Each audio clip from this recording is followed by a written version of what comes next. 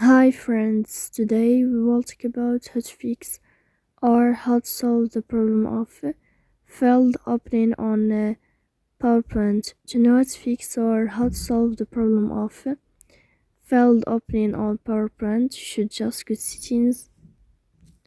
In first, you can go to apps and you can click on PowerPoint app.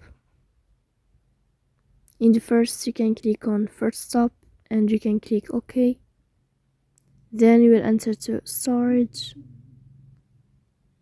Here you can click clear cache. Don't click clear data because that can cause you errors or can delete your account.